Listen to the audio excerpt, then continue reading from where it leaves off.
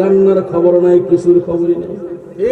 ঘন্টার পর ঘন্টা, ঘন্টার পর ঘন্টা সময় যায়। রে মা, মারে মা, যারা মাইকের আওয়াজ শুনছেন রে মা, ও মা, শুধু পুরুষরাই মারা যাবে এমনটা না, শুধু পুরুষরাই জাহান্নামে যাবে এমনটা না। পুরুষদের জন্য যেমন কবর, মহিলাদের জন্য কবর।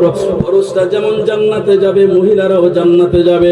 পুরুষরা যেমন জাহান্নামে যাবে, মহিলারাও জাহান্নামে যাবে। কথা বলেন ঠিক কিনা? এই জন্য আমি সকল মুসলমানদেরকে বলবো, মুসলমান আর সময় নষ্ট করা যাবে না।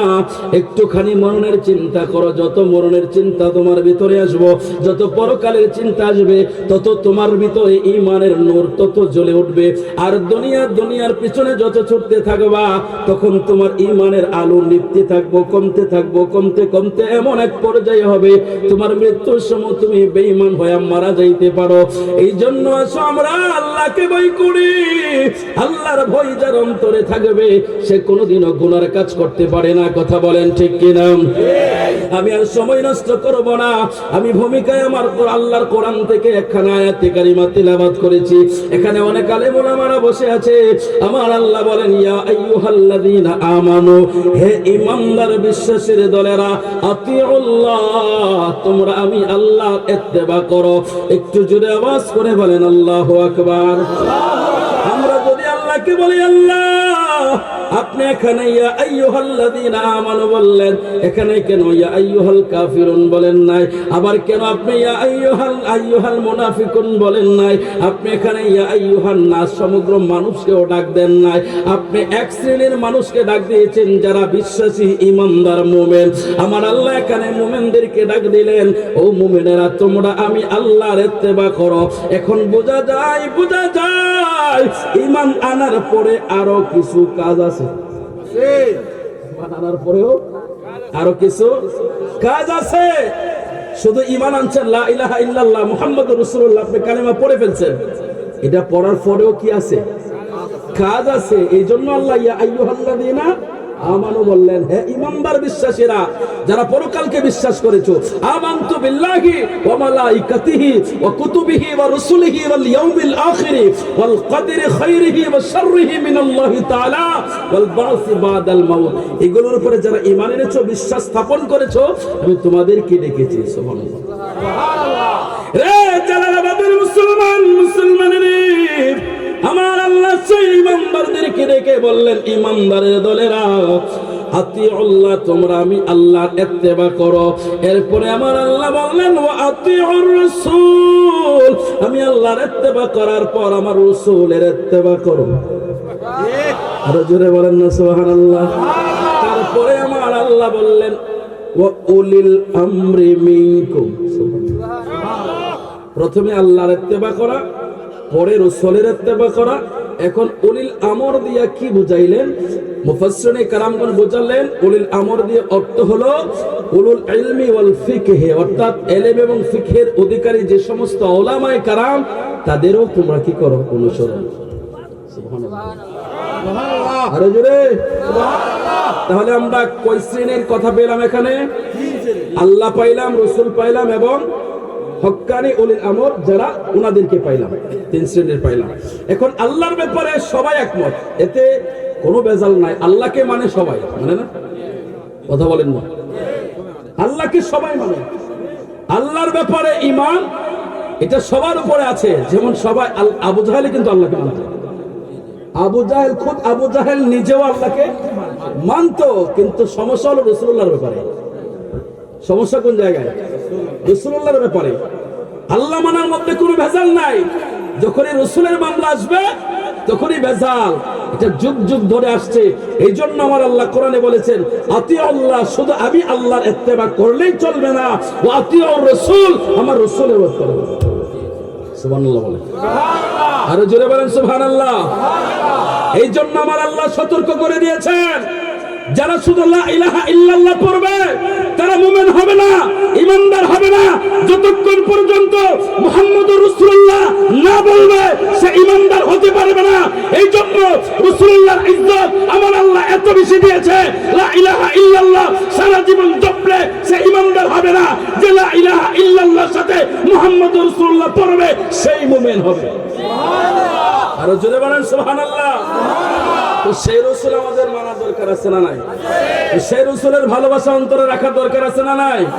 বলেন দেখি আমার সাথে, একজনে নবী আসিল গো সোনার মদিনায়, একজনে নবী আসিল গো সোনার মদিনা, ওরে যার প্রেমেতে মজনু হলো, যার প্রেমেতে মজনু হলো খুদা রব্বানা, একজনে নবী আসিল গো সোনার মদিনা, একজনে নবী আসিল গো সোনার মদিনা, ওরে যাহারা গমনের তোরে, ওরে কাবা ঝুঁকে সিজদা করে, ওরে তিনি আমার নূরের নবী শাহে মদিনা, একজনে নবী আসিল গো সোনার মদিনা, একজনে নবী আসিল গো সোনার মদিনা, ওরে যার প্রেমেতে মজনু হলো, যার প্রেমেতে মজনু হলো খুদা রব্বানা, একজনে নবী আসিল গো সোনার মদিনা, একজনে নবী আসিল গো সোনার মদিনা। নবীর মহব্বতে ডান হাতটা উঁচু করে বলা যাবে না ইয়া রাসূলুল্লাহ। আল্লাহ কবুল করো, আমিন বলেন। আমি মাঝে মধ্যে যদি একটু একটু নাতে রাসূল পড়ে আপনাদের কষ্ট হবে না? আপনারা খারাপ বলবেন? নাতে রাসূল পড়া কিন্তু সাহাবীদের সুন্নাত। আমার রাসূল সাহাবীদের জন্য মিম্বর বানিয়ে দিয়েছেন নবীর নাত পড়ার জন্য, সুবহানাল্লাহ। তো মাঝে মধ্যে পড়লে এটা ঈমানের মধ্যে নূর আসবে। আমরা মাঝে মধ্যে পড়বো, কি বলেন? তাহলে আমরা মূল আলোচনায় চলে যাই। আল্লাহ মানার মধ্যে কোনো দ্বিমত নাই, রাসূল মানার মধ্যে দ্বিমত। যেহেতু এটার মধ্যে দ্বিমত করতেছে, আমরা এই আলোচনাটা একটু বের করে নিয়ে আসি। তাহলে আমরা রাসূলকে কিভাবে মানবো, রাসূলের ইত্তেবাটা কিভাবে করব, কোন পদ্ধতিতে করলে রাসূলের ইত্তেবাটা পুরোপুরি ভাবে করা যায় বা হয়, আমরা সেটা কোথায় থেকে শিখবো, কার কাছ থেকে শিখবো? এর পদ্ধতি সবচেয়ে বড় উত্তম পদ্ধতি হলো সাহাবায়ে কেরামের জীবনে। সাহাবায়ে কেরাম যেভাবে রাসূলের ইত্তেবা করেছে, রাসূলকে যেভাবে অনুসরণ করেছে, রাসূলকে যেভাবে মেনেছে, সেভাবে যদি কোনো মানুষ মানতে পারে, তার জীবনটাই সাকসেসফুল হবে। কথা বলেন ঠিক কিনা? কারণ সাহাবীদের মতো করে রাসূলের ইত্তেবা তো পৃথিবীর কোনো মানুষ করতে পারে নাই, কিন্তু চেষ্টা করতে পারবে, ঠিক না? তো আমরা সে রাসূলের ইত্তেবাটা শিখবো কার থেকে? সাহাবায়ে কেরাম থেকে। তো সাহাবায়ে কেরামকে জীবনে মিথ্যা কথা বলছে? হ্যাঁ, মিথ্যা কথা বলছে? মিথ্যা কথা বলে নাই, অন্যের হক মেরে খাইছে? খায় নাই। অন্যের ক্ষতি করেছে? করে নাই। রাসূলের মুসলমান, মুসলমানের ইসলামের মহব্বত, ইসলামের ভালোবাসা, কালেমার ভালোবাসা সিলেটের মানুষের ভিতরে সর্বপ্রথম ঢুকেছে।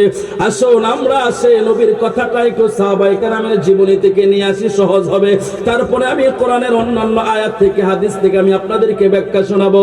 সাহাবায়ে কেরামের জীবনী থেকে সমস্ত সাহাবীদের জীবনী তো আর বলা সম্ভব না। সাহাবায়ে কেরাম কি করে নবীকে অনুসরণ করেছে, নবীকে কি করে ভালোবেসেছে, এই দ্বীনের জন্য, ইসলামের জন্য কতটা তাওয়াক্কুল ভরসা তাদের ছিল, আমরা সমস্ত সাহাবীর কথা বলতে পারবো না। সমস্ত সাহাবীর ভিতর থেকে একজন সাহাবীর কথা বলি। আল্লাহর নবীর একজন সাহাবী ছিল, যার নাম ছিল হযরতে খুবাইব রাদিয়াল্লাহু তাআলা আনহু। অনেকে নাম শুনেছেন, অনেকে নাম শুনেন নাই। যারা শুনেছেন তারা ভালো করে বুঝে নেন, আর যারা শুনেন নাই আজকের পর থেকে নামটা ভালো করে মুখস্থ করে নেন। আমার আল্লাহর নবীর সাহাবী হযরতে খুবাইব রাদিয়াল্লাহু তাআলা আনহু, আমার নবীর প্রতি কেমন প্রেম আর কেমন ভালোবাসা ছিল, তার ঈমানটা কত মজবুত ছিল, আমার রাসূলের প্রতি কতটা তাওয়াক্কুল ভরসা বিশ্বাস তার অন্তরের মধ্যে ছিল। আমার আল্লাহর পরে সর্বোচ্চ সম্মানের অধিকারী, আমার আল্লাহর পরে সর্বোচ্চ সম্মান এবং মাকাম হলো আমার নবীর। আমার আল্লাহর পরে সর্বোচ্চ মাকাম আমার নবীর। এটাই হলো প্রত্যেকটা মুমিনের আকীদা, বিশ্বাস। কথা বলেন ঠিক কিনা? আল্লাহর নবীর সাহাবী হযরতে খুবাইব রাদিয়াল্লাহু তাআলা আনহু কালিমার দাওয়াত যখন তিনি পাইলেন, কালিমার দাওয়াত পাওয়ার পর হযরত খুবাইব রাদিয়াল্লাহু তাআলা আনহু আমার নবীর দরবারে যাইতেন, আমার নবীর কথাগুলো শুনতেন, আমার নবীর মুখের বাণীগুলো শুনতেন। হযরত খুবাইব রাদিয়াল্লাহু তাআলা আনহু আমার নবীর জবানের কথাগুলো শুনতেন, আমার নবী আদেশ করতেন এভাবে এভাবে করার জন্য। হযরত খুবাইব রাদিয়াল্লাহু তাআলা আনহু এভাবে করতেন। এই কথাগুলো যখন ধীরে ধীরে এক কান দুই কান করে ছড়তে ছড়তে কাফেরদের কানে চলে গেল যে খুবাইবের খবর জানোনি, খুবাইব তো নবীর উপরে ঈমান এনেছে, কালেমা পড়েছে, মুসলমান হয়েছে। এদিক দিয়ে কাফেররা তারা নিজস্ব মত করে, তারা নিজেদের মতো করে তারা আক্রমণ শুরু করে দিল। এদিক দিয়ে আমার নবী রাহমাতুল লিল আলামিন সফর করে আমার নবী মক্কা থেকে মদিনায় চলে গেল। এদিক দিয়ে হযরত খুবাইব রাদিয়াল্লাহু তাআলা আনহু একা হয়ে গেল। এবার খুবাইব রাদিয়াল্লাহু তাআলা আনহুকে একা পেয়ে এবার কাফের মুশরিক কুফারের দল হযরত খুবাইবকে চারিদিক দিয়ে ঘেরাও দিয়ে ধরেছে। এবার খুবাইবকে ডেকে বলল, খুবাইব রে খুবাইব, তুমি তো আমাদের ধর্ম ছেড়ে দিলা, আমাদের বাপ দাদার ধর্ম ছেড়ে দিলা, তোমার এখনো সময় আছে, আমরা তোমাকে লাস্ট আলটিমেটাম দিচ্ছি, তোমাকে লাস্ট সুযোগ দিচ্ছি, এখনো তোমার সময় আছে, তুমি মুহাম্মাদের ধর্ম ছেড়ে দাও, আমাদের বাপ দাদার ধর্মে ফিরে আসো, তাহলে তোমাকে জানে বেছে দেব। এবার খুবাইব রাদিয়াল্লাহু তাআলা আনহু ডেকে বললেন, তোমরা বললা মুহাম্মাদের ধর্ম ছেড়ে দেওয়ার জন্য, এটা মুহাম্মাদের ধর্ম না, এটা আমার আল্লাহর নিজের মনোনীত ধর্ম। একটু জোরে আওয়াজ করে বলা যাবে না আল্লাহু আকবার। কোরআনে বলেন, আল-ইয়াউমা আকমালতু লাকুম দীনাকুম ওয়া আতমামতু আলাইকুম নি'মাতি ওয়া রাদিতু লাকুমুল ইসলাম দীনা। আমার আল্লাহ কোরআনের অন্য জায়গায় বলেন, ইন্নাদ-দীনা ইনদাল্লাহিল ইসলাম। আমার আল্লাহর কাছে, আমার আল্লাহ বলে, নিশ্চয় আমার কাছে আমার মনোনীত ধর্ম হলো ইসলাম। একটু জোরে আওয়াজ করে বলা যাবে না আল্লাহু আকবার। রে শিবের বাজারের মুসলমান, রে সিরাজপুরের মুসলমান, রে কালীগাঁওয়ের মুসলমান, আমার আল্লাহর মনোনীত ধর্ম হলো ইসলাম, আমার আল্লাহর পছন্দের ধর্ম হলো ইসলাম। এবার খুবাইব রাদিয়াল্লাহু তাআলা আনহু ডেকে বললেন, রে কাফেররা, রে মক্কার কুরাইশরা, তোমরা শোনো, এটা মুহাম্মাদের ধর্ম না, এটা খোদ আমার আল্লাহর মনোনীত ধর্ম। আমি সেই ধর্মের উপরে ঈমান এনেছি, আমার রাসূলের উপরে আমি ঈমান এনেছি। এই কথাটা বলার সাথে সাথে কাফেররা বড় রাগান্বিত হয়ে গেল। তারা সবাই একত্রিত হয়ে হযরত খুবাইবকে বললেন, খুবাইব রে খুবাইব, তুমি যদি ওই দিন ধর্ম না ছেড়ে দাও, আমরা কিন্তু তোমার বিরুদ্ধে যুদ্ধ করব। খুবাইব বলে, তোমরা আমার সাথে কি যুদ্ধ করবা? আমি তো একা মানুষ, আমার সাথে তোমরা কি যুদ্ধ করবা? বলে, তোমাকে কঠিন থেকে কঠিন শাস্তি দেওয়া হবে। হযরত খুবাইব রাদিয়াল্লাহু তাআলা আনহু বলে, যারা পড়েছে লা ইলাহা ইল্লাল্লাহু মুহাম্মাদুর রাসূলুল্লাহ, তাদেরকে কোনো ভয় সামনে তাদের আসতে পারে না। তাদের অন্তরে একটা ভয় থাকে, ইয়া আইয়ুহাল্লাযীনা আমানুত্তাকুল্লাহ, তারা শুধু আল্লাহকে ভয় করে, পৃথিবীর কোনো অপশক্তিকে তারা ভয় করে না। কথা বলেন ঠিক কিনা? যারা পড়েছে লা ইলাহা ইল্লাল্লাহ, তারা দুনিয়ার কোনো অপশক্তিকে ভয় করে না। কথা বলেন ঠিক কিনা? এই জন্য সমস্ত নাস্তিক বেঈমানদেরকে আমরা বলতে চাই, আমাদের জবানে যেহেতু পড়েছে লা ইলাহা ইল্লাল্লাহ, আমাদেরকে ভয় দেখিয়ে লাভ নাই। মৃত্যুর আগ পর্যন্ত আমরা বলবো লা ইলাহা ইল্লাল্লাহ মুহাম্মাদুর রাসূলুল্লাহ। কথা বলেন ঠিক কিনা? ইয়া রাসূলুল্লাহ, আল্লাহ কবুল করুক, আমিন বলেন। আমাদেরকে ভয় দেখে লাভ নাই, আমরা ভয় করি শুধু আল্লাহকে। কথা বলেন ঠিক কিনা? আমরা ভয় করি কাকে? দুনিয়ার কোন অপশক্তিকে ভয় করি না, যাকে ভয় করার তাকে ভয় করি। কথা বলেন ঠিক কিনা? হযরতে খুবাইব রাদিয়াল্লাহু তাআলা আনহু ডেকে বললেন, শোনো শোনো, আমাকে ভয় দেখিয়ে লাভ নাই, আমি তো আল্লাহ ছাড়া কাউকে ভয় করি না। এই কথাটা বলার সাথে সাথে রে কালীগাঁওয়ের মুসলমান, রে সিরাজপুরের মুসলমান, মুসলমানের কেমন ঈমান মজবুত হলে পরে এতটা যন্ত্রণা সহ্য করতে পারে? একটু বাবা মনটারে নরম করে দেন। হতে পারে আমার আল্লাহ এই আলোচনার দ্বারা আপনার ঈমানকে মজবুত করে দিতে পারে, আপনার আমলের মধ্যে পরিবর্তন এনে দিতে পারে। আমার আল্লাহ আপনার জীবনের গুনাহটাও মাফ করে দিতে পারে। হযরতে খুবাইব রাদিয়াল্লাহু তাআলা আনহু যেই মাত্র বললেন, আমি আল্লাহ ছাড়া কাউকে ভয় করি না, এই কথাটা বলার সাথে সাথে বেঈমান কাফের কুফারেরা হযরতে খুবাইব রাদিয়াল্লাহু তাআলা আনহুকে এবার যুবকদেরকে বলল, যুবকেরা তাকে ভালো করে ধরো। হযরত খুবাইব রাদিয়াল্লাহু তাআলা আনহুকে যখন ধরা হলো, এবার ধরে নিয়ে হযরত খুবাইব রাদিয়াল্লাহু তাআলা আনহুকে একটা গাছের সাথে দুইটা হাত দূর থেকে এভাবে করে টান টান করে বেঁধে দিল। এবার পিছন দিয়ে একটা কাঠ এনে খুবাইব রাদিয়াল্লাহু তাআলা আনহু বডির সাথে পেঁচিয়ে দিল। পেঁচিয়ে দেওয়ার পর এবার দুই দিক থেকে চাবুক মারতে শুরু করে দিল। চাবুকের এক একটা আঘাতের এক একটা আঘাত হযরত খুবাইব রাদিয়াল্লাহু তাআলা আনহুর দেহটা ফেটে যাচ্ছে, আর দেহ থেকে রক্তগুলো টপ টপ করে জমিনের মধ্যে পড়তেছে। এমন সময় কাফেররা ডেকে বললে, খুবাইব খুবাইব রে খুবাইব, এখনো সময় আছে, তুমি বলো লা ইলাহা ইল্লাল্লাহ ছেড়ে দেবা, মুহাম্মাদের ধর্ম ছেড়ে দেবা, তাহলে তোমাকে আমরা ছেড়ে দেব। হযরত খুবাইব রাদিয়াল্লাহু তাআলা আনহু বলে, তোমরা আমাকে শাস্তি দিতে পারো, কষ্ট দিতে পারো, কিন্তু মুহাম্মাদের ধর্ম, এটা আল্লাহর ধর্ম, এটা আমি ছাড়তে পারি না। হযরত খুবাইব ডাক দিয়ে বলে, কাফেরের দল, তোমরা যতই আমার উপরে নির্যাতন করো না কেন, আমি এই ধর্ম ছাড়তে পারবো না, নবীর দিন ছাড়তে পারবো না। এরপরে তারা আরো শাস্তি বাড়ায়া দিল, আরো শাস্তি বাড়ায়া দিল। হযরত খুবাইব রাদিয়াল্লাহু তাআলা আনহুকে এভাবে করে দুইটা হাত দুই দিকে করে, খুবাইব রাদিয়াল্লাহু তাআলা আনহুর এভাবে দুইটা হাত দুই দিকে করে কাটের সাথে করে খুবাইব রাদিয়াল্লাহু তাআলা আনহুর এভাবে হাতের মধ্যে মোটা মোটা পেরেকগুলো মেরে দিচ্ছিল। হযরত খুবাইব রাদিয়াল্লাহু তাআলা আনহুর হাতের পেরেকগুলো যখন কাটের সাথে বসে যাচ্ছিল, দূর থেকে যে মুসলমানরা দেখেছে, মনে হচ্ছিল যেন খুবাইবের জীবন থেকে আত্মাটা বের হয়ে যাচ্ছে। কিন্তু তারা তাকায় দেখে খুবাইব মনে মনে কি জানি বলতেছে, জবানের মধ্যে কি জানি আওয়াজ হচ্ছে। একজন মুসলমান দূর থেকে কাছে এসে শোনার চেষ্টা করলো, এই খুবাইবের জবানের মধ্যে কি আওয়াজ? খুবাইবের জবানের মধ্যে আওয়াজ হলো, ইয়া রাসূলুল্লাহ। আরো জোরে বলেন না, আল্লাহু আকবার। হযরত খুবাইব রাদিয়াল্লাহু তাআলা আনহু মদিনার নবীকে ডেকে বললেন, ইয়া রাসূলুল্লাহ, নবী গো,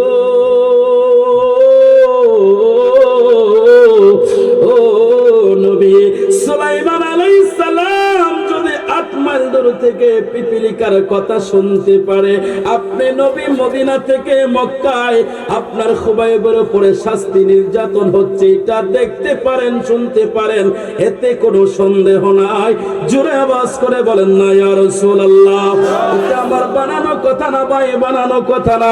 আমার আল্লাহ কোরআনে বলেন, ওয়া হুসিরা লিসুলাইমান জুনুদুহু মিনাল জিন্নি ওয়াল ইনস ওয়াত তায়রি ফাহুম ইউজাউন। আল্লাহ বলে, সুলাইমানের সামনে জিন, ইনসান এবং পাখি কুলকে তার বাহিনী হিসাবে তার সামনে সমবেত করা হলো।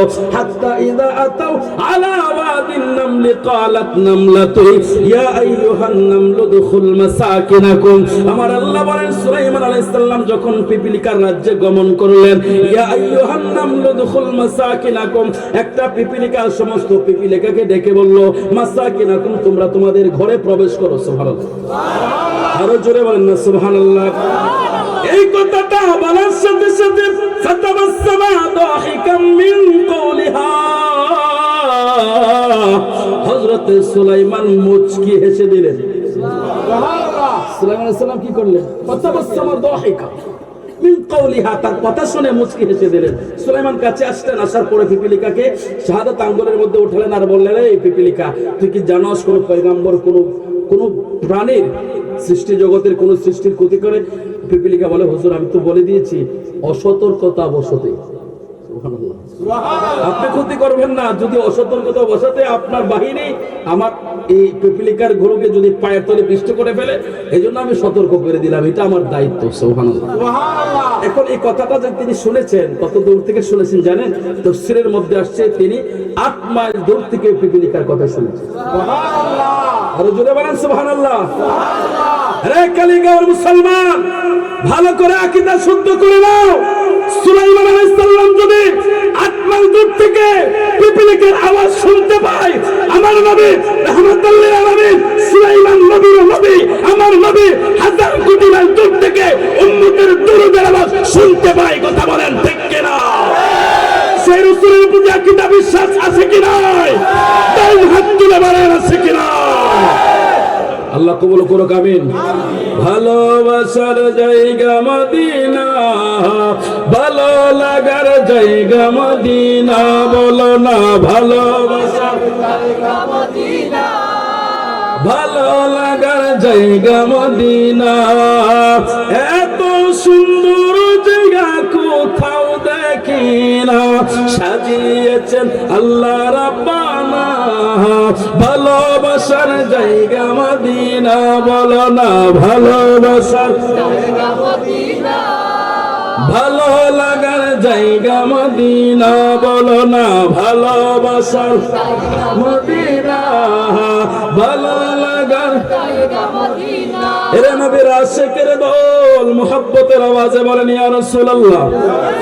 হযরতে খুবাইব রাদিয়াল্লাহু তাআলা মদিনার দিকে মুখ করে ডাকে বলে ইয়া রাসূলুল্লাহ, ইয়া হাবিবাল্লাহ, ও নবী, পিপিলিকার বাসা যদি সুলাইমান আলাইহিস সালাম 8 মাইল দূর থেকে শুনে, তাহলে আপনি নবী ও আমি খুবাইবের আওয়াজ শুনেন। জোরে বলেন সুবহানাল্লাহ। সুবহানাল্লাহ। সাহাবীদের আকীদা, সাহাবীদের বিশ্বাস। আমি কেন বললাম সাহাবীদের মতো করে নবীকে চিনেন? যদি সাহাবীদের মতো করে নবীকে চিনতে পারেন তাহলে আপনার ঈমান মজবুত হবে।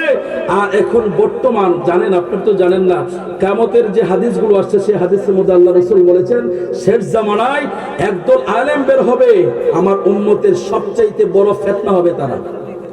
ঠিক, একদল আলেম উম্মতের সবচাইতে বড় ফিতনা। রাসূল বলেছেন এরা দুনিয়ালোভী আলেম, এরা সকাল বেলায় একরকম ফতোয়া দিবে, বিকাল বেলায় আর এক রকমের ফতোয়া দিবে। এই জন্য আল্লাহ রাসূল সবকিছু পরিষ্কার করে গিয়েছেন। এই জন্য আপনাদেরকে সতর্ক করার জন্য এই যে আয়াতটা আমি নিয়েছি, আমি একটু সামনে গেলে বুঝতে পারবেন এই আয়াতের মূল ব্যাখ্যাটা যখন আপনাদের সামনে তুলে ধরবো তখন বুঝতে পারবেন যে দুনিয়ালোভী আলেম যে কত নিকৃষ্ট আর কত খারাপ হয়। এটা আমি সামনে নিয়ে আসতেছি হাদিস থেকে আপনাদের সামনে। আগে আসুন আমরা প্রথম ব্যাখ্যাটা শুনি। আল্লাহ রাসূলকে চিনার জন্য চিনতে হবে সাহাবীরা কি যেভাবে চিনেছে সেভাবে। আপনাদের মাঝে একদল আলেম এসে বছরে বয়ান করে বলে কুল ইন্নামা আনা বাশারুম মিসলুকুম, হে রাসূল আপনি বলেন আমি তোমাদেরই মতো মানুষ। এখন এটার মিনিং আপনাদেরকে ভালো করে পরিষ্কার করে বোঝায় না যে আল্লাহ তাআলা যে বললেন হে রাসূল আপনি বলে দেন আমি তোমাদেরই মতো। এখন তোমাদেরই মতো আল্লাহ রাসূল কাকে বলেছিলেন, ওই এটার মুরাদ কি এটা বোঝায় না। আল্লাহ রাসূল বলেছে আবু জাহেল, উতবা, সাইবা এদের সামনে, আর সাহাবীদের সামনে বলেছেন আইয়ুকুম মিসলি, কে আছো আমার মতো। সুবহানাল্লাহ, সুবহানাল্লাহ, আর জোরে বলেন সুবহানাল্লাহ। আমার আজকের আলোচ্য বিষয় এইদিকে না, আমি ওইদিকে যাচ্ছি না, আমি মূল বিষয়টা আপনাদেরকে বোঝানোর জন্য কথাটা টেনেছি। তো সাহাবীদের মতো করে যদি রাসূলকে চিনতে পারেন তাহলে আপনি কখনো বলতে পারবেন না রাসূল আমার মতো। কথা বলেন ঠিক কিনা? কারণ সাহাবীরা কোনোদিন রাসূলকে নিজের মতো বলে নাই। নিজের মতো কারা বলে?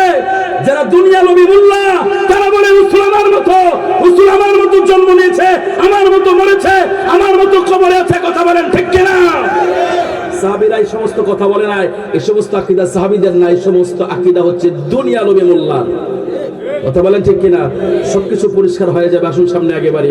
হযরতে খুবাইব রাদিয়াল্লাহু তাআলা আনহু বলে ইয়া রাসূলুল্লাহ, ইয়া হাবিবাল্লাহ, নবীজি, ও নবী, নবী গো নবী। হযরতে খুবাইব রাদিয়াল্লাহু তাআলা আনহু বলে ইয়া রাসূলুল্লাহ, পিপিলিকার আওয়াজ যদি সুলাইমান আলাইহিস সালাম 8 মাইল দূর থেকে শুনতে পায়, আমি খুবাইবের কথাও আপনি রাসূল শুনতে পান। জোরে বলেন সুবহানাল্লাহ। এদিক দিয়ে খুবাইব রাদিয়াল্লাহু তাআলা আনহু যখন ইয়া রাসূলুল্লাহ, ইয়া রাসূলুল্লাহ বলে চিৎকার করতেছিলেন, এই দিক দিয়ে কাফেররা বলে শোনো দেখি সে কি বলে, কি বলে। কাফেররা কানটা মুখটা কানের দাগ নিয়ে যখন দেখতে চাইলো, শুনতে চাইলো, কি বলে, বলে খুবাইব তো ইয়া রাসূলুল্লাহ, ইয়া রাসূলুল্লাহ বলে। এবার খুবাইব রাদিয়াল্লাহু তাআলা আনহুর উপরে তারা আরো নির্যাতন বাড়িয়ে দিল। খুবাইব রাদিয়াল্লাহু তাআলা আনহুকে গাছের সাথে তারা বেঁধে দিল। গাছের সাথে বেঁধে দেওয়ার পর এবার কাফের কুফার বেঈমানের দল, নিষ্ঠুরের দল ঘোষণা করে দিল খুবাইবের জন্য খাবার পানি সবকিছু বন্ধ। যারা খুবাইবকে খাবার পানি দিবে এদেরকেও এইভাবে শাস্তি দেওয়া হবে। এবার আপনি একবার চিন্তা করে দেখুন, আল্লাহর নবীর জন্য, দ্বীনের জন্য, ইসলামের জন্য হযরতে খুবাইবকে গাছের সাথে ঝুলাইয়া দিল। হযরত খুবাইব রাদিয়াল্লাহু তাআলা আনহু একবারও খাবারের কথা মনে করলেন না, একবারও পানির কথা চিন্তা করলেন না। জবানের মধ্যে শুধু লা ইলাহা ইল্লাল্লাহ মুহাম্মাদুর রাসূলুল্লাহ, লা ইলাহা ইল্লাল্লাহ মুহাম্মাদুর রাসূলুল্লাহ, এই কালেমা পড়তে পড়তে খুবাইব রাদিয়াল্লাহু তাআলা আনহু এইভাবে তিনি সময় কাটাইতে লাগলেন। আমার নবী রাহমাতুল লিল আলামিন মসজিদে নববীর মধ্যে সাহাবায়ে কেরাম নিয়ে বসে আমার নবী রাহমাতুল লিল আলামিনের নূরানী চক্ষু মুবারক বেয়ে বেয়ে পানিগুলো এমন ভাবে ঝরছিল, আমার নবীর চোখের পানিগুলো এমন ভাবে ঝরতেছিল যে নবীর দাড়ি মুবারকটা বেয়ে জামা মুবারকের মধ্যে পানিগুলো পড়তেছিল। একটু জোরে জবান খুলে বলা যাবে না আল্লাহু আকবার। হযরত আবু বকর আপনি বলেন ইয়া রাসূলুল্লাহ, ইয়া হাবিবাল্লাহ, নবী গো, ও নবী, আপনি নবীর চক্ষু মুবারকের মধ্যে পানি দেখলে আমি আবু বকর সইতে পারি না। আমি আবু বকরের জীবনের সমস্ত কিছু আপনি নবীর জন্য বিলীন করে দিয়েছি। ইয়া রাসূলুল্লাহ, ইয়া রাসূলুল্লাহ, ইয়া হাবিবাল্লাহ, নবী গো, আপনি নবীর চোখের মধ্যে পানি দেখলে আমি আবু বকরের কলিজা মানে না। ইয়া রাসূলুল্লাহ, কান্না বন্ধ করেন, বলেন আপনার চোখের পানি মোছার জন্য কি করতে হবে? সুবহানাল্লাহ, আরো জোরে বলেন না সুবহানাল্লাহ। হযরত ওমর রাদিয়াল্লাহু আনহু বলেন ইয়া রাসূলুল্লাহ, ইয়া হাবিবাল্লাহ, নবী গো, আপনি নবীর চোখের মধ্যে পানি থাকলে আমি ওমর তো সহ্য করতে পারি না। ইয়া রাসূলুল্লাহ, আপনার চোখের পানি মোছার জন্য কি করতে হবে? হযরত ওসমান জিন্নুরাইন বলে ইয়া রাসূলুল্লাহ, আমার জীবনের সমস্ত সঞ্চয় সমস্ত সম্পদ সবকিছু দিয়ে দেব। ইয়া রাসূলুল্লাহ বলেন আপনি নবীর চোখের পানি কি করে মোছা যায়? আমার নবী রাহমাতুল লিল আলামিন বলে রে সাহাবীরা, টাকা পয়সা দিয়ে তোমরা আমার চোখের পানি মুছতে পারবা না। সাহাবীরা বলে ইয়া রাসূলুল্লাহ, তাহলে কি দিয়া মুছতে পারবো? আমার নবী রাহমাতুল লিল আলামিন সাহাবীদেরকে ডেকে বললেন, সাহাবীরা রে, আমার চোখের পানি মুছতে পারবা? আমার একটা আশেক, তার নাম হইল খুবাইব। আমার খুবাইবের খবর জানোনি? জানোনি? আমার খুবাইবকে ক্ষুধার তো রেখেছে, তৃষ্ণার তো রেখেছে। আমার খুবাইবের হাতের মধ্যে পেরেক মেরে দিয়েছে, গাছের সাথে ঝুলাইয়া দিছে। আমার খুবাইব গাছের মধ্যে ঝুলে ঝুলে আমি রাসূলের উপরে দুরূদ পড়ি। সুবহানাল্লাহ, আর জোরে আওয়াজ করে বলেন না আল্লাহু আকবার। ও মায়ার নবী গো, তুমি প্রেম শিখায়া কোথায় লোকাইলা বলুন? ও মায়ার তুমি প্রেম শিখায়া কোথায় লোকাইলা? আমরা কেমনে যাব তোমার কাছে নবী? কেমনে যাব তোমার কাছে নবী? স্বপ্নে এসে বহল না তুমি প্রেম শিখায়া তাই লোকাইলা বলো? ও মায়া নবী গো, তুমি প্রেম শিখায়া কোথায় লোকাইলা? এর নবীর আশিকের দল ডান হাতটা উঁচু করে নবীর মোহাব্বতে বলা যাবে না ইয়া রাসূলুল্লাহ। আমার নবী রাহমাতুল লিল আলামিন সাহাবীদেরকে ডেকে বললেন, রে সাহাবীরা, আমার খুবাইবের লাশটারে নাকি গাছের সাথে ঝুলাইয়া দিছে। আমার খুবাইব নবী নবী করতে করতে নাকি খুবাইবের জীবনটা চলে গেছে। পারবানি পারবানি, তোমরা পারবানি আমার খুবাইবকে আমার কাছে এনে দিতে পারবানি? সুবহানাল্লাহ। হযরত ওমর রাদিয়াল্লাহু বলে ইয়া রাসূলুল্লাহ, ইয়া হাবিবাল্লাহ, নবীজি, নবী গো, নবী, আপনি নবীর চোখের পানি মোছার জন্য আমি ওমরের জীবনটা কোরবান করে দিতে রাজি।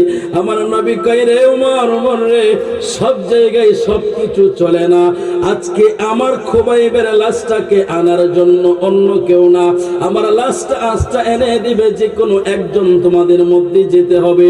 সকলে মিলে গেলে এখন যদি তোমরা যাও একটা দাঙ্গা শুরু হয়ে যাবে, হাঙ্গামা শুরু হয়ে যাবে। আমার নবীকে আমার আল্লাহ হিকমতের চাদর দিয়েছেন, আমার নবী সমস্ত কাজ হিকমতের সাথে করেছে, কারণ আমার নবীর মধ্যে আমার আল্লাহ তাআলা সমস্ত উম্মতের আদর্শ রেখেছে, যার কারণে আমার আল্লাহ বলেন, লাকাদ কানা লাকুম ফি রাসূলিল্লাহি উসওয়াতুন হাসানা। আমার রাসূলের মধ্যে প্রত্যেক মানুষের জন্য উত্তম চরিত্র রয়েছে। এর মুসলমানের হিকমতের সাথে কাজ করা, এটা আমার নবীর চরিত্র। সুবহানাল্লাহ, এটা আমার নবীর আদর্শ, হিকমতের সাথে কাজ করতে হবে। আমার নবী রাহমাতুল লিল আলামিন এবার সাহাবীদেরকে বললেন, দাঙ্গা লাগানো যাবে না, হাঙ্গামা করা যাবে না, আমার খুবাইবের লাশটাকে আমার কাছে কে এনে দিতে পারবা? হযরত আলী কাররামাল্লাহু ওয়াজহু দাঁড়ায়া গেলেন, ইয়া রাসূলুল্লাহ, ইয়া হাবিবাল্লাহ, নবীজি, নবী গো নবী, আমি আলী যাব, আপনার খুবাইবের লাশ এনে আপনি নবীর চোখের পানি মুছে দেব। আর জোরে বলেন না, ইয়া রাসূলুল্লাহ। আমার নবী রাহমাতুল লিল আলামিন হযরত আলীকে ডাক দিয়ে কাছে আনলেন, আলী, আলী রে আলী, এবার তুমি আমার বুকের মধ্যে হাত দিয়া দেখো না রে আলী। হযরত আলী রাদিয়াল্লাহু তাআলা আনহু যখন নবীর বুকের মধ্যে হাত দিলেন, আলী বুঝতে পারলেন আমার নবীর বুকের মধ্যে হযরতে খুবাইবের জন্য প্রেম ভালোবাসা দিয়া ভরা, অর্থাৎ আমার নবী খুবাইবকে দেখার জন্য, নবীর সামনে আনার জন্য আমার নবী চাচ্ছে। এটা হযরত আলী বুঝা ফলাইছে। জোরে বলেন, ইয়া রাসূলুল্লাহ। রে কালিগাওয়ার মুসলমান, মুসলমানের, তুমি আমার নবীর উম্মত, তুমি আমি আমার নবীর উম্মত। যেই নবী উম্মতের ব্যথায় ব্যথিত, যেই নবী উম্মতের কষ্ট, বড় কষ্ট পান, যার কথা আমার আল্লাহ কোরআনে বলেছেন, লাকাদ জাআকুম রাসূলুম মিন আনফুসিকুম আজিজুন আলাইহি মা আনিতুম হারিসুন আলাইকুম বিল মুমিনিনা রাউফুর রহিম।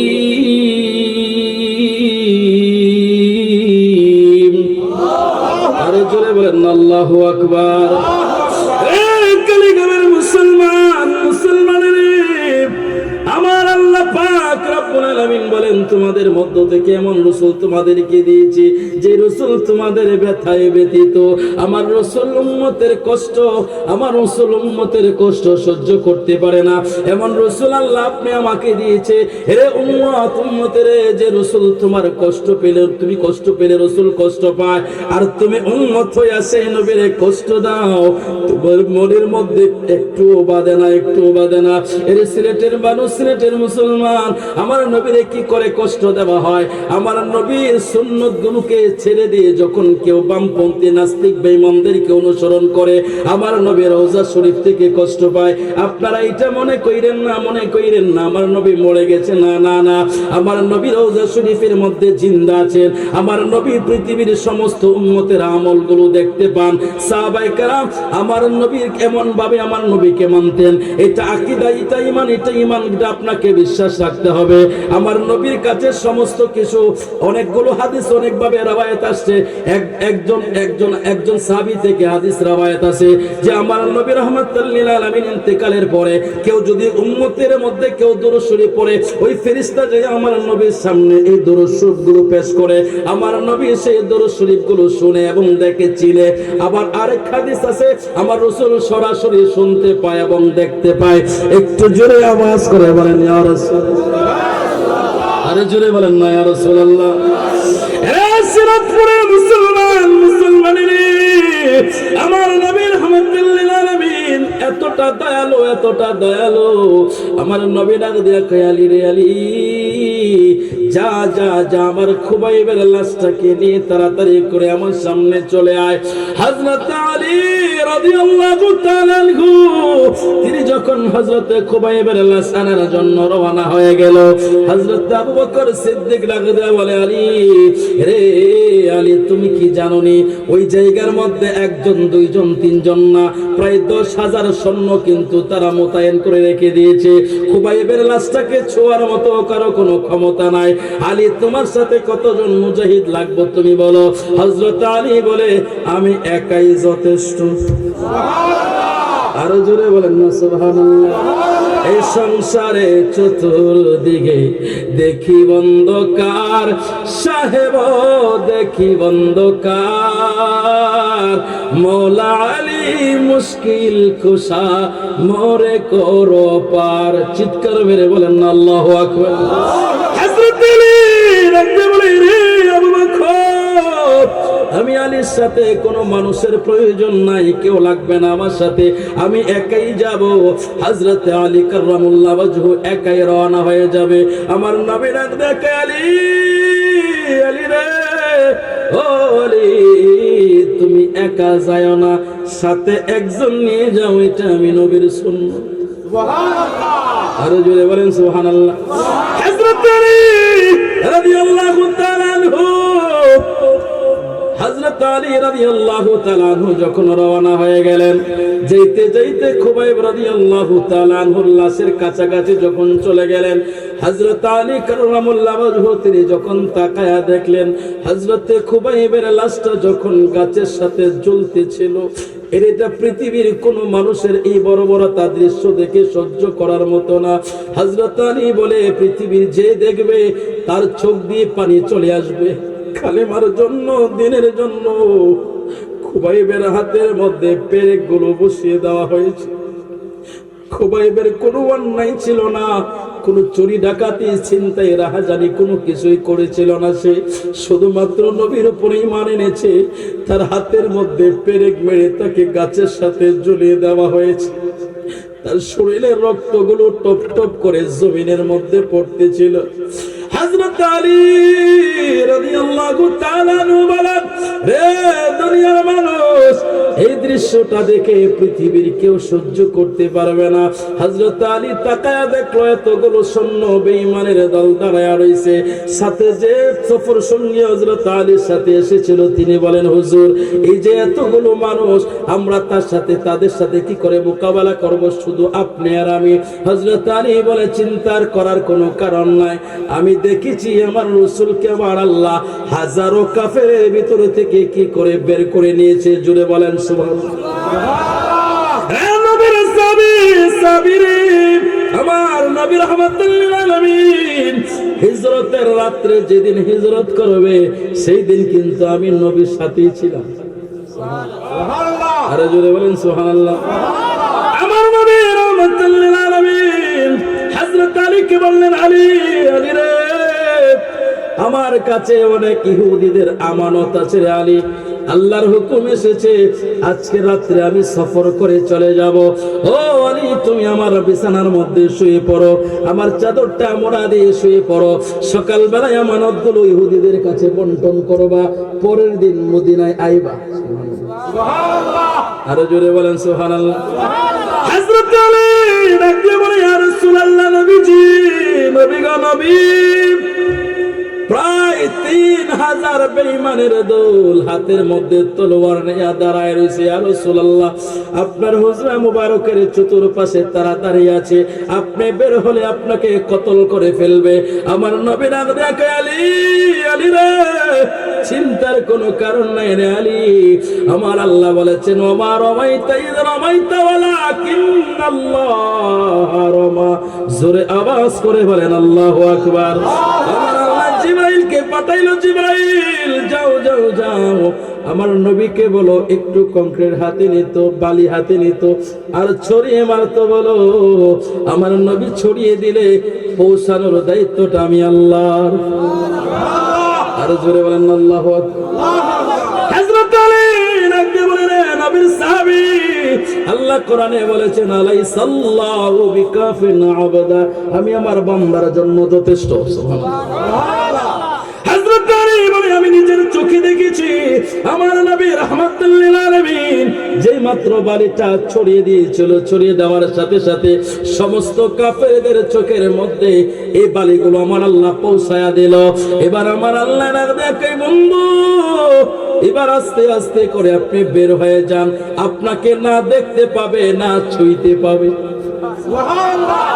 আমার নবী রাহমাতুল লিল আলামিন আস্তে করে ঘর থেকে বের হলেন, আস্তে আস্তে করে বের হয়ে চলে গেলেন, কাফেরদের সামন দিয়ে চলে গেলেন। কাফেররা বুঝতে পারলো না।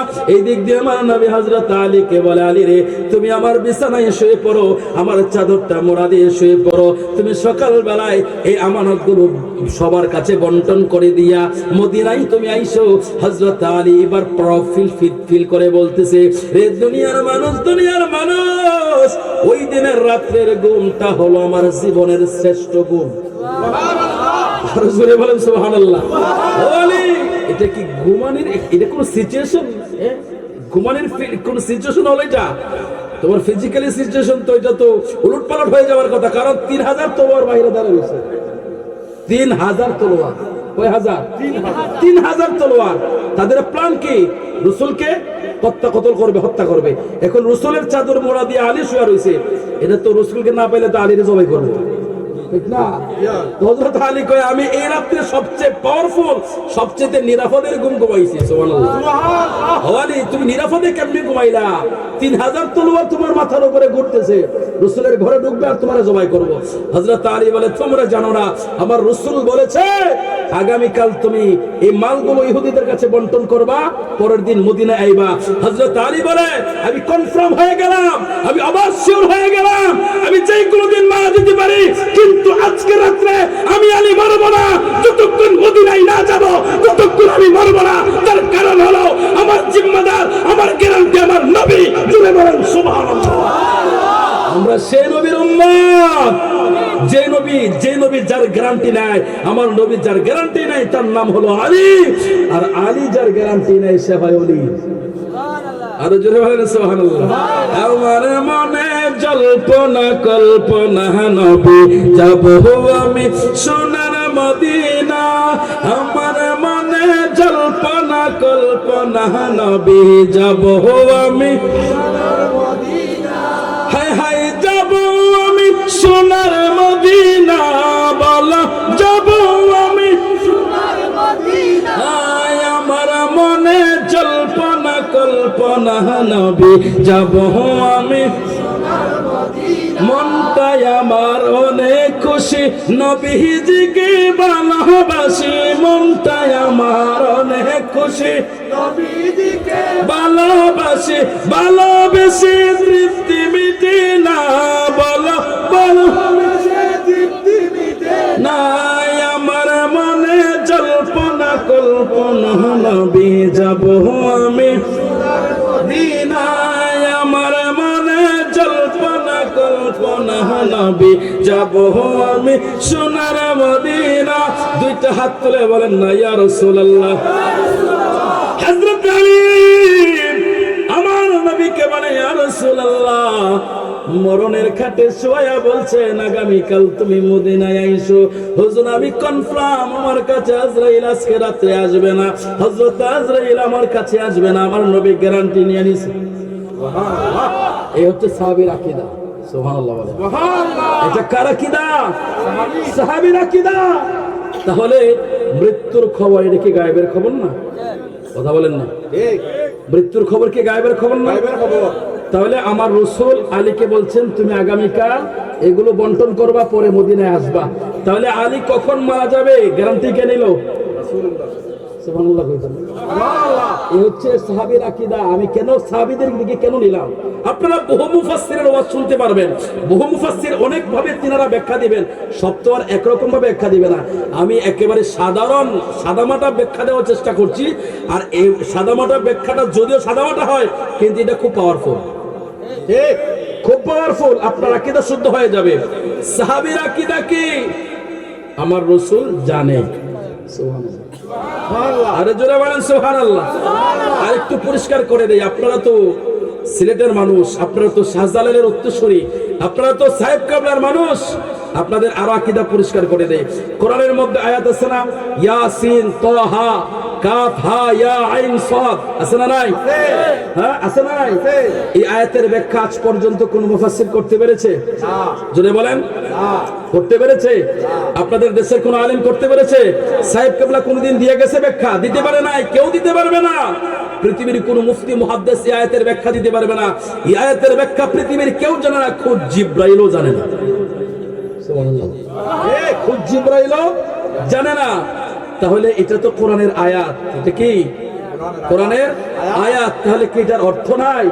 অবশ্যই অর্থ আছে। যদি অর্থ না থাকে, এটার মিনিংস না থাকে, তাহলে কোরআন তো মিনিংসলেস হয়ে যাবে। কথা বলেন ঠিক কিনা? কিন্তু এটার মিনিংসটা কি, এটা আপনি আমি জানি না, কিন্তু আল্লাহ এবং তার রাসূল জানে। তার উদাহরণ কি? উদাহরণ দিয়ে শোনেন। ধরেন আমি উদাহরণস্বরূপ দুইটা লেটার দিয়ে আমরা অনেক সময় বড় নামটাকে ছোট করে বলি না, যেমন এমডি দিয়ে আমরা বোঝাই। আচ্ছা, আমি এমডি বললাম, এখন আপনি কি মিন করলেন, কি বুঝলেন? এমডি দিয়ে মোহাম্মদ আপনি বললেন, কি বললেন? মোহাম্মদ বললেন। এখন আমি যদি বলি ম্যানেজিং ডিরেক্টর, কি বলব? না, কথা কয় না। আপনি বলছেন কি? আপনি বলছেন কি? মোহাম্মদ। আর আমি বলছি কি? Managing director. আমারটাও সঠিক, আপনারটাও সঠিক, কিন্তু আমি যার কাছে পাঠাবো লেখা, উনি একমাত্র বুঝবো আমি এটা দিয়ে কি বুঝাইছি, আর যিনি পাঠাইছে তিনি বুঝবে এটা কি লেখছে। কথা বলেন ঠিক কিনা? বাকি কেউ বুঝবে না, বাকিরা কনফিউজ হয়ে যাবে, এটা কি মোহাম্মদ হবে নাকি ম্যানেজিং ডিরেক্টর হবে। ঠিক তেমন আমার আল্লাহ তাআলা এগুলো সিক্রেট কোড হিসাবে আমার রাসূলুল্লাহর কাছে পাঠাইছে। ইয়া রাসূলুল্লাহ, পৃথিবীর কেউ বুঝবে না, এটা আমি আর আপনার গোপন সূত্র, গোপন কথা, এটাই অদৃশ্যের খবর, এটাই গায়েবের খবর। জোরে বলেন সুবহানাল্লাহ, আরো জোরে বলেন আল্লাহু আকবার। আমার রাসূলকে সে শান আমার আল্লাহ দিয়েছে। তা আমার রাসূলকে আল্লাহ শান দিলে তোমার জ্বলে কেন মোল্লা? আল্লাহ দিয়েছে নবীকে সম্মান, বলেন আল্লাহ দিয়েছে নবীকে সম্মান, তোমার হিংসাই হবে কি?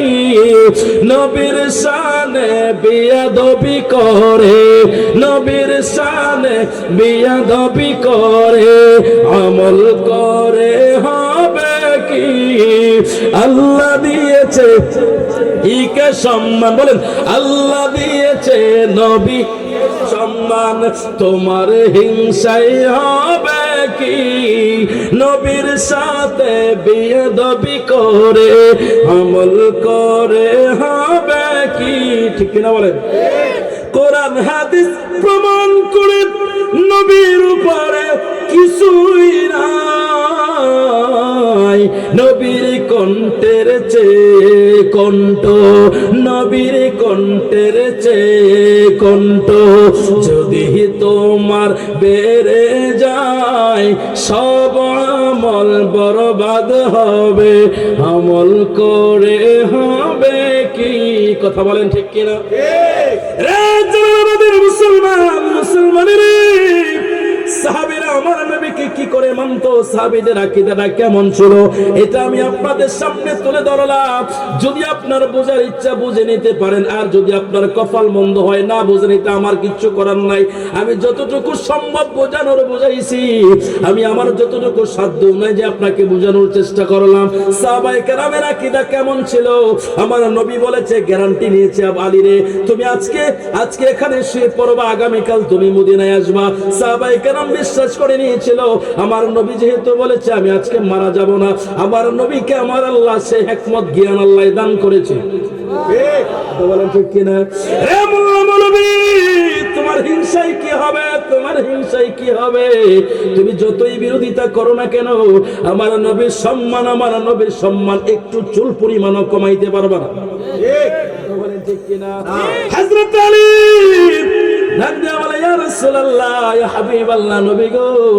আপনি চলে যান, আমি নিশ্চিন্তে আজকে ঘুমাই। প্রতিদিন তো একটা ঘুমাইলে টেনশন থাকে, যদি আজরাইল আসে, কথা কন না, আজরাইল কখন আসতে পারে, যে কোনো মুহূর্তে আসতে পারে। আমি যে বক্তৃতা করতেছি, আমি যে আপনাদের সামনে দ্বিতীয় ল্যাঙ্গুয়েজটা বলবো, দ্বিতীয় সেন্টেন্সটা বলবো, এটার ক্ষমতা আমার আছে নাই তো। এই মুহূর্তেও চলে আসতে পারে, গ্যারান্টি নাই। হযরত আলী কয় আজকে গ্যারান্টি পাইছি আমি, আজকে আমি গ্যারান্টি পাইছি, নিশ্চিন্তে ঘুমায় নেই। সুবহানাল্লাহ।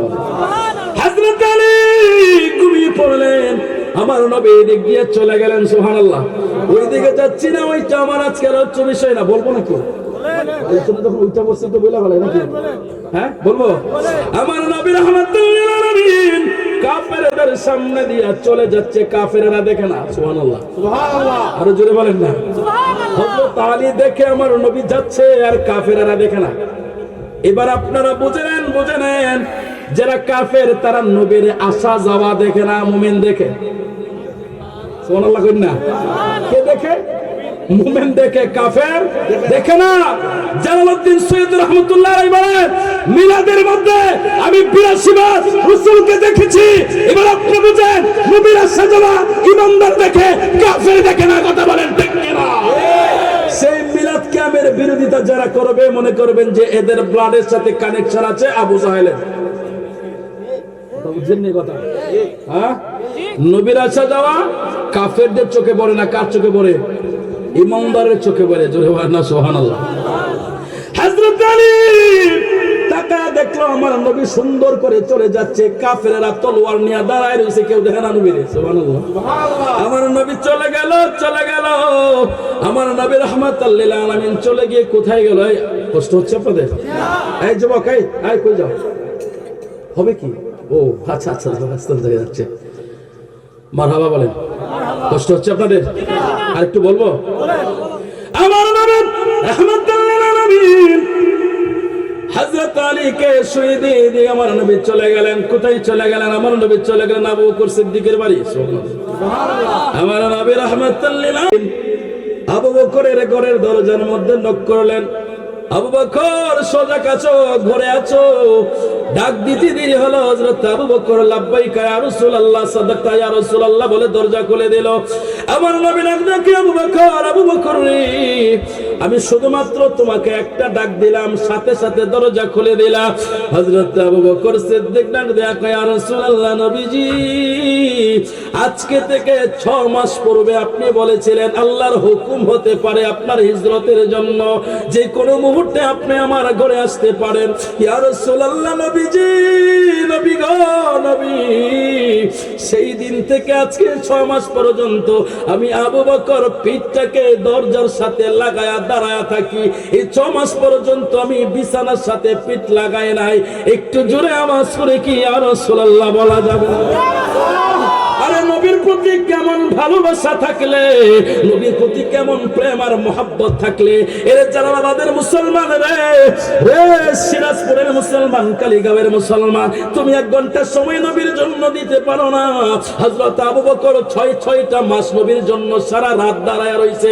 আমার নবীর জন্য একদিনের জন্য পিঠটা বিছানার মধ্যে লাগায় নাই। আমার নবী এসে ডাক দিবে, আমার নবীর জন্য দরজা খুলে দিবে। ইনি ছিল প্রকৃত আশিকে রাসূল। কথা বলেন ঠিক কিনা? গেলে বুঝবি মদিনাটা আসলে জান্নাত, বলো না গেলে বুঝবি মদিনাটা আসলে জান্নাত। আজ কেন বিলম্ব মানে দয়াল নবীর জিয়ারত, গেলে বুঝবি মদিনাটা আসলে জান্নাত, বলো না গেলে বুঝবি মদিনাটা আসলে জান্নাত। আল্লাহ পাকের নিজের নূরে বানায়াছে তার বন্ধুরে, বানায়াছে তার বন্ধুরে। ওরে দয়াল নবীর আশিকেরা আল্লাহর আমানত, গেলে বুঝবি মদিনাটা আসলে জান্নাত, বলো না গেলে বুঝবি মদিনাটা আসলে জান্নাত। এ ভাই, 2টা হাত তুলে মোহাব্বতের আওয়াজে বলেন ইয়া রাসূলুল্লাহ। হযরত আবু বকর লাগবে কই, ইয়া রাসূলুল্লাহ, ইয়া হাবিবাল্লাহ, নবী গো, আজকে 6 মাস পর্যন্ত বিছানায় ফিট লাগায় নাই। ইয়া রাসূলুল্লাহ, ইয়া হাবিবাল্লাহ, নবীজি শুধু আমি ঘুমাই না এমনটা না গো নবী। ও নবী রাহমাতুল লিল আলামিন, আমার মেয়ে হাফসা তাকায়া দেখেন গো নবী, প্রতিদিন আপনি নবী আসবেন বলে আমার মেয়েটায় সারের পর থেকে ফজর পর্যন্ত প্রতিদিন আপনি নবীর জন্য নাস্তা তৈরি করে আমার মেয়ে হাফসাও সারা রাতের ভিতরে ঘুমায় না। একটু জোরে আওয়াজ করে বলেন আল্লাহু আকবার। এর কালীগাঁওয়ের মা, আমারে মা, সাহাবায়ে কেরাম যেমন ভাবে নবীরে ভালোবাসতেন, পুরুষরা যেমন ভাবে ভালোবাসতেন, মহিলারাও আমার নবীকে ঠিক তেমন ভাবে ভালোবাসতেন। জোরে জোরে আওয়াজ করে বলেন আল্লাহু আকবার। বন্ধুরে, আমি কথাগুলো তুলে আনলাম এই জন্য আপনার আকীদাটা শুদ্ধ হয়ে যাবে। হযরত আবু বকর সিদ্দিক রাদিয়াল্লাহু তাআলা আনহু ঘরের দরজা খুলে দিলেন। নবী বললেন, আবু বকর রে, আর দেরি করে যাবেন, আল্লাহর হুকুম হয়ে গেছে হিজরত করার জন্য। আমার নবী হযরত আবু বকর সিদ্দিককে নিয়ে যখন রওনা হয়ে গেল, আমি মূল কথাটা, সমস্ত কথাটা বলতেছি না, যেহেতু আপনারা অনেকবার শুনেছেন, আমি মূল পয়েন্টটা আপনাদের সামনে তুলে ধরতেছি। আমার নবী রাহমাতাল লিল আলামিন হযরত আবু বকরকে নিয়ে যখন রওনা হয়ে গেলেন, এদিক দিয়ে পিছনে পিছনে কাফেররা ধাওয়া করতেছে। হযরত আবু বকর সিদ্দিক বলে, হুজুর আসেন আমরা চলে যাই গুহার ভিতরে। হযরত আবু বকর সিদ্দিককে নিয়ে যখন আমার রাসূল গুহার মধ্যে চলে গেলেন, হযরত আবু বকর সিদ্দিক রাদিয়াল্লাহু তাআলা আনহু বলে, ইয়া রাসূলুল্লাহ, আগে আমি যাই গুহাটা পরিষ্কার করে, তারপরে আপনি আসবেন। এখান থেকে আপনি কি শিখবেন? Come to the point. হযরত আবু বকর সিদ্দিক আগে ঘরে গেলেন, ঘর পরিষ্কার করলেন, গুহা পরিষ্কার করলেন, তারপরে নবী আসলেন। এখন এই কথার দ্বারা আমি আপনাকে এটাই বুঝাইতে চাইলাম, যদি আপনার অন্তরের মধ্যে নবী আনতে চান, আগে আবু বকরকে আনতে হবে। আবু বকর এসে যদি পরিষ্কার করে দেয়, নবী আসবে। ঠিক? আরো জোরে বলেন। এখন বলতে পারেন, হুজুর এই কথা কেন বললেন? আপনি তো জানেন না, একদল বের হইছে, একদল শিয়া সম্প্রদায়। কোন সম্প্রদায়? শিয়া সম্প্রদায়, যারা হযরত আবু বকর সিদ্দিককে গালাগালি করে, হযরত ওমর ফারুককে গালাগালি করে। আমরা তাদের উদ্দেশ্যে বলতে চাই, শোনো, রাসূলুল্লাহকে যদি তোমার ঘরে আনতে চাও, আবু বকরকে আনতে হবে। আবু বকরকে গালি দিয়ে না, আবু বকরকে ভালোবেসে আনতে হবে। কথা বলেন ঠিক কি না? আমরা না শিয়া, আমরা না নজদি, আমরা আহলে সুন্নাত ওয়াল জামাত। কথা বলেন ঠিক কি না?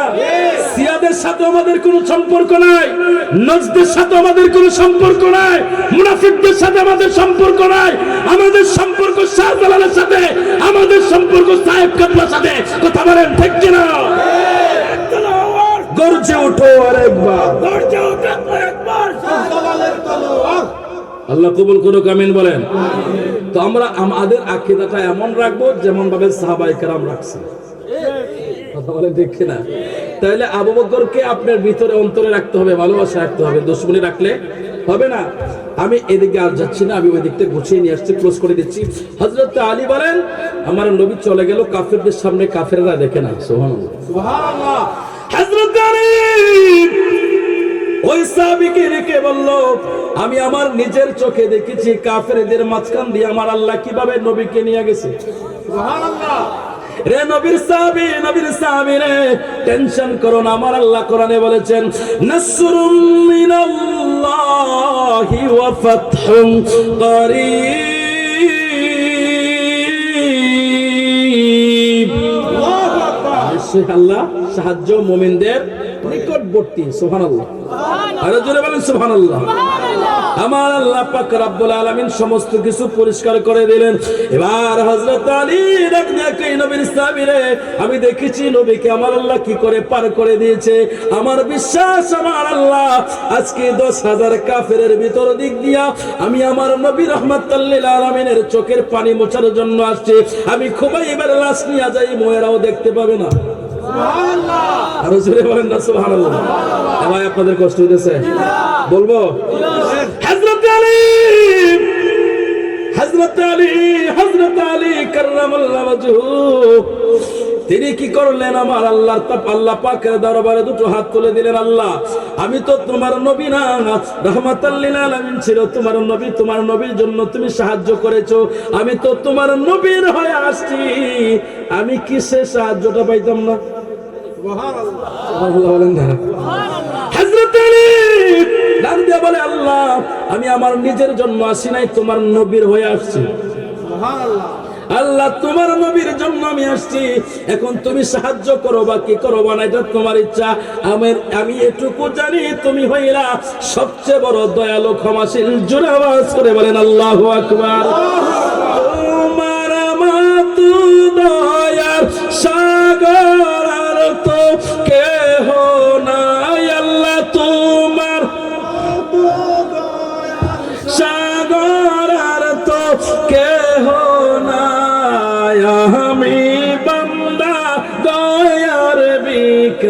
চাই বলুন আমি দয়ার ভিক্ষা চাই। আল্লাহর কাছে সাহায্য চাইলে আল্লাহ করেনি? কথা বলেন না বাবা, কিটা বিশ্বাস হয় না? নিশ্চয়ই আল্লাহ বান্দার জন্য সাহায্যকারী। কথা বলেন ঠিক কিনা? হযরত আলী আল্লাহকে বললেন, আল্লাহ আমি আমার জন্য আসি নাই, তোমার নবীর জন্য আসছি। আল্লাহ তুমি সাহায্যকারী। আমার আল্লাহ পাক রব্বুল আলামিন কোনো কিছু করতে আমার আল্লাহর নিজের হাত ব্যবহার করতে হয় না। আমার আল্লাহ হুকুম করলে হয়ে যায়। আমার আল্লাহ কে ইন্নামা আমরুহু ইযা আরাদা শাইআন আন ইয়াকুলা লাহু কুন ফায়াকুন। কোনো কিছু ইচ্ছা পোষণ করলে কোন বললে ফায়াকুন হয়ে যায়। সুবহানাল্লাহ। আল্লাহ বলছেন ঘুমকে ঘুম, এদেরকে ধর। 10,000 চোখে একসাথে ঘুম।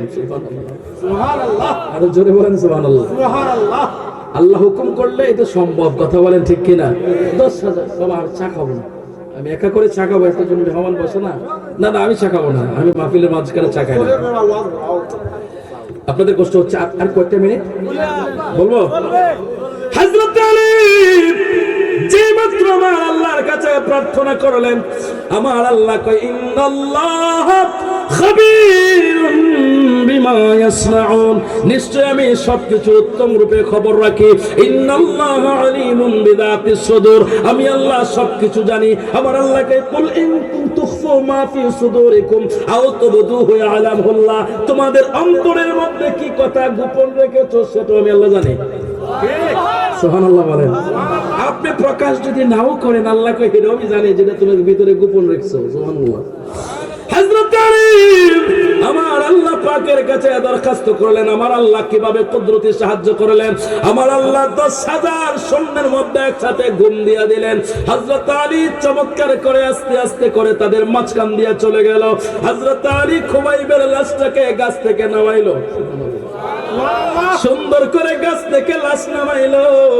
গাছ থেকে লাশটারে নামানোর পরে হযরত আলী নিজের কোলে করে এই হযরত খুবাইব রাদিয়াল্লাহু তাআলা আনহুর লাশটাকে এনে হযরত আলীর ঘোড়ার উপরে শোয়াইলো। আরো জোরে বলেন সুবহানাল্লাহ। সুন্দর করে সবকিছু কাজগুলো ক্লোজ করে দিল। এবার একটা কাফেরও বুঝতে পারলো না হযরত আলী রাদিয়াল্লাহু তাআলা আনহুর সাথে যিনি দাঁড়ায় ছিল, ইনি শুধু দাঁড়ায় দাঁড়ায় এগুলো দেখতেছিল। সুবহানাল্লাহ। আরে জোরে বলেন সুবহানাল্লাহ।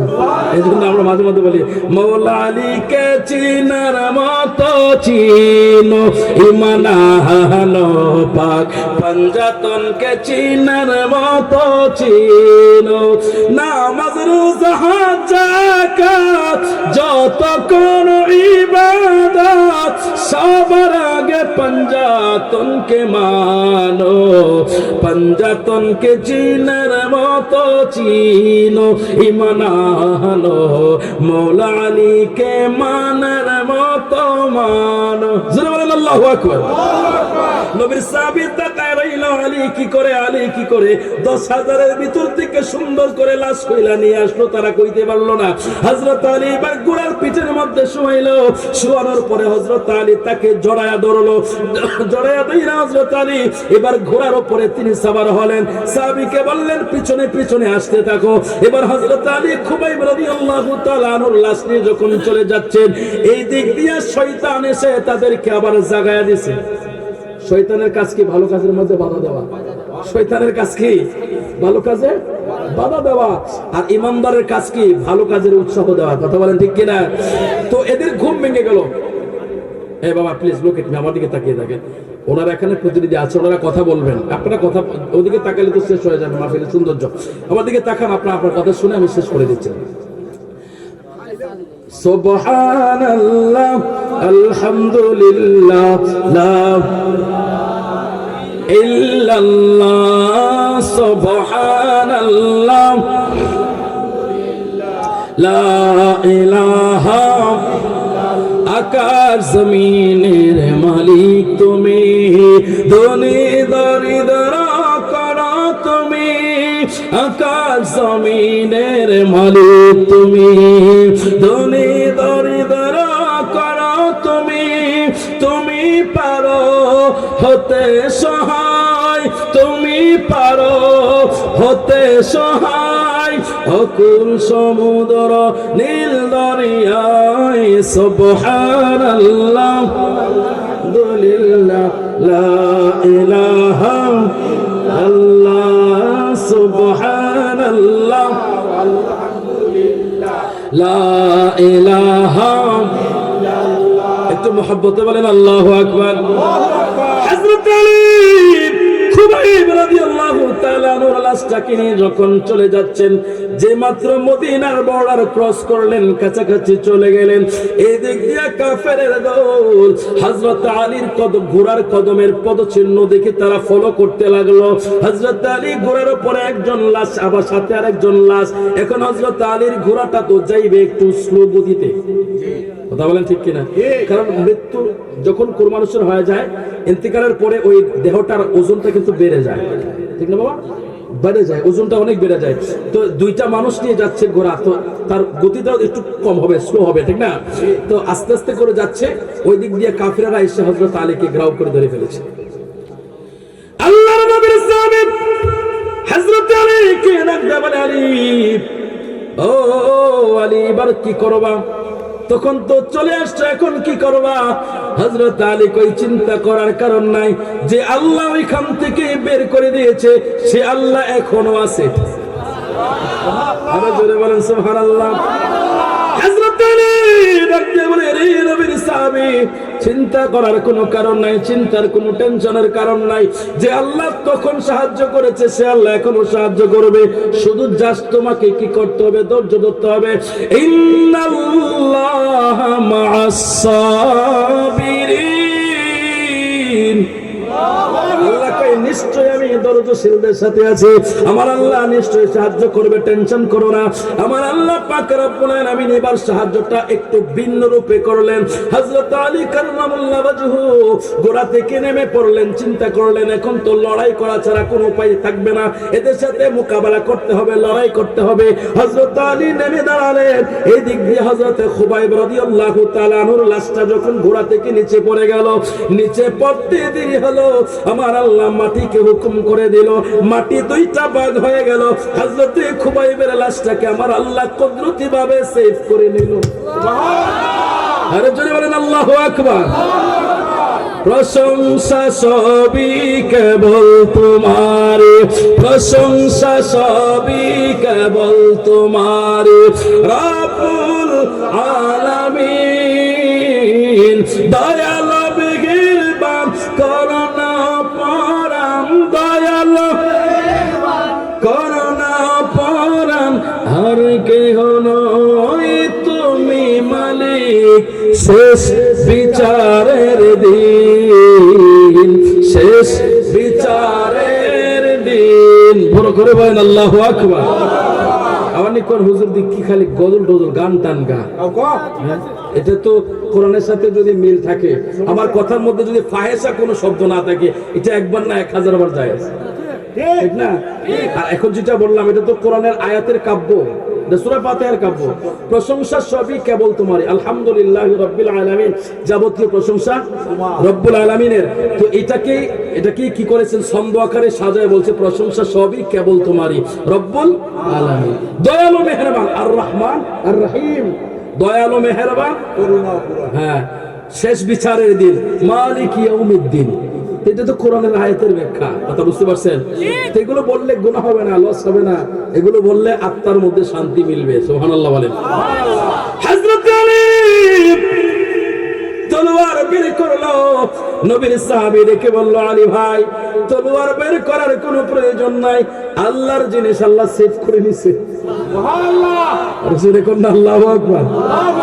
হযরত আলী নবীর সাহাবীকে দেখে বললেন, রে নবীর সাহাবী কি বললা? বলে, হ্যাঁ আলী ভাই, তুমি পিছনে ফিরে দেখো, খুবাইবের লাশ না তোমার কাছে আছে না কাফেরদের কাছে আছে। বলে, কোথায় আছে? বলে, খুবাইবের লাশ আমার আল্লাহ সেভ করে নিছে। সুবহানাল্লাহ। হ্যাঁ, নবীর আশিক যারা হয় তাদের আমানতের দায়িত্ব কে নেয়? আল্লাহ। জুড়ে বলেন কে নেয়? আল্লাহ। আল্লাহর জন্য, নবীর জন্য যারা ময়দানে লড়াই করে, যারা জীবন দেয়, আমার আল্লাহ কই, তাদের জিম্মা আমি আল্লাহ, আমি তাদের হেফাজতকারী। জুড়ে বলেন আল্লাহু আকবার। নবীর মহব্বত অন্তরে রাখেন, It is impossible. Without love, go to the paradise. Prophet Muhammadur Rasulullah sallallahu alaihi wasallam, la imana liman la muhabbat alayhi, হাদিসের ভাষা। সুবহানাল্লাহ বলেন। যার অন্তরে নবীর মুহাব্বত নাই তার ঈমান নেই। এই যে আমার ভাই এখানে যে বসে আলোচনা শুনছে, আমার মনে হচ্ছে যে আমার নবীর যতটা কথা শোনাইছি তার হৃদয়ের ভিতরে নবীর প্রতি ভালোবাসা প্রেম বেড়ে উঠেছে। এটা কিন্তু আশিকে রাসূলের চেহারা দেখলে বোঝা যায় সে আশিকে রাসূল। আর কোনটা দুশমন শয়তান ওটার চেহারার দিকে চাইলে বুঝবেন আপনি। আপনি শয়তান চিনবেন কিভাবে জানেন না? যখন আল্লাহর নাম নিবেন শয়তানের ভালো লাগবে না। আর দুশমনের রাসূল চিনবেন কিভাবে জানেন না? যখন